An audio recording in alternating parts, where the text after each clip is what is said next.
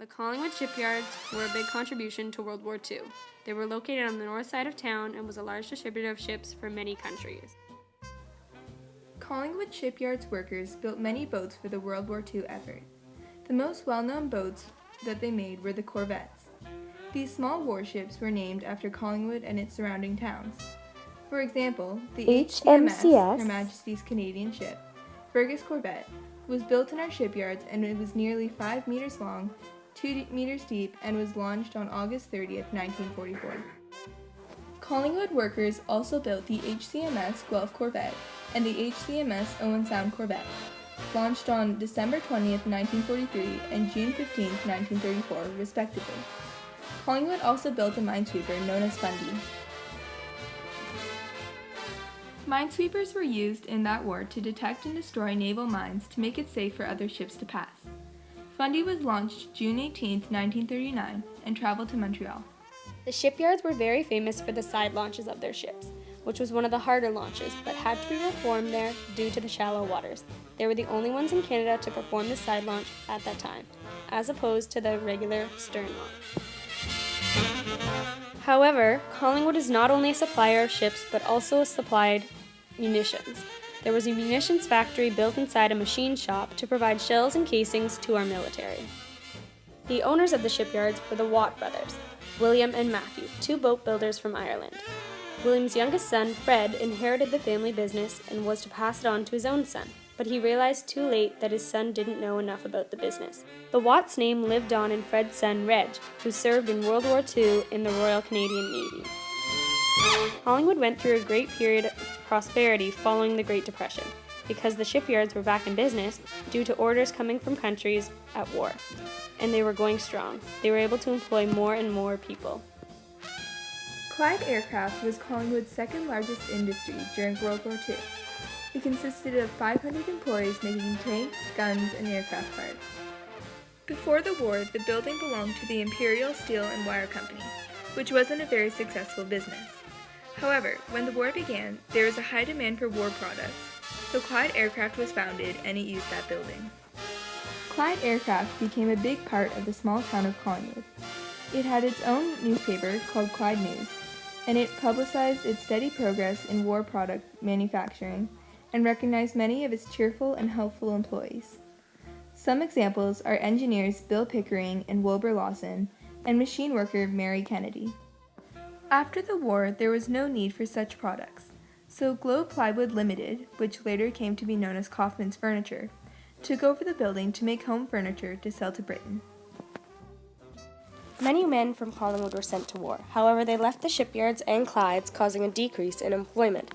The Government of Canada purchased 17,000 acres of land in Simcoe County as a military base, and it was named Camp Borden for training before deployment. I went to work in the shipyard when I was about 17 going on 18, and I got 24 cents an hour as a shipwright. Then they wanted me to work on the gantry cranes. That's a crane that runs on a big double track over the ship, and you make the lifts up out into the steel or superstructure, whatever it is they want aboard. I knew I was going to get my conscription call, and I did not want to be conscripted. If you were 18, you got a letter telling you to report. If you signed up on your own, you had a choice of what to go into. And because I worked in the shipyard, they said, come on, join the Navy. I said, I don't want to join the Navy, I want to join the Air Force. I actually had to quit my job at the shipyards before I could sign up to the Air Force. Said Walt Waddell, a resident of Collingwood. Not only did the town of Collingwood build war products, it also helped to contribute to the war effort through propaganda, victory loans, and even the belief in victory.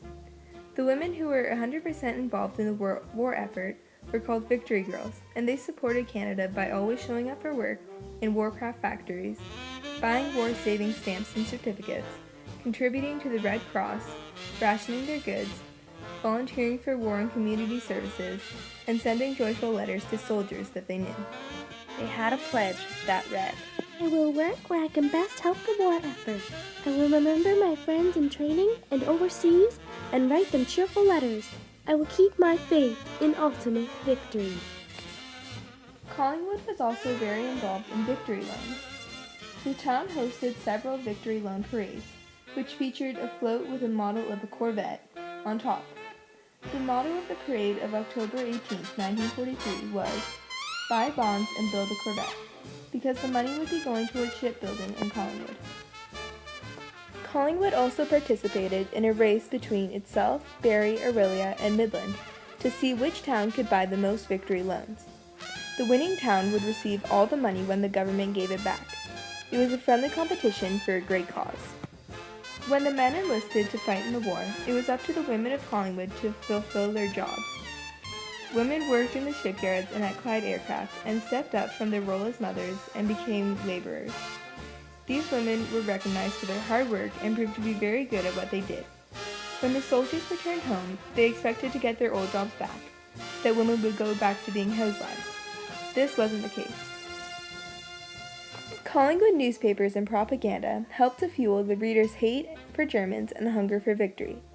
These were stories of cruel, barbaric things that German soldiers did to Canadian soldiers, and lists of things to do to help, such as buying victory loans, enlisting, or manufacturing war products. Collingwood was a nice town to live in during this period because there were lots of job opportunities that provided both a good income and a sense of satisfaction of supporting Canada, or patriotism, but residents were also able to ski at Blue Mountain, a new ski resort founded in 1940 for stress relief and fun. The southwest part of Collingwood was an area that consisted of wartime housing called Victory Village, for the veterans returning to no homes. They were bought by the government and were built to last 20 years and have lasted longer since. They were small bungalow-type houses, and a few are still standing today. The cenotaph of Collingwood is an area at the old Collingwood train station where people remember those who were lost in the wars. Even before the First World War was over, groups were trying to decide how they could commemorate the loss. It was designed by Charles H. L. MacDonald, and it features the Bugle Boy, a statue to honor those who have served. Names of the fallen are engraved on stones from the First World War, the Second World War, and the Korean War. Many people gather at the cenotaph for Remembrance Day to pay their respects to those who have served. Overall, Collingwood's contribution to World War II was significant and extensive. We were a small town making a big contribution to the war effort.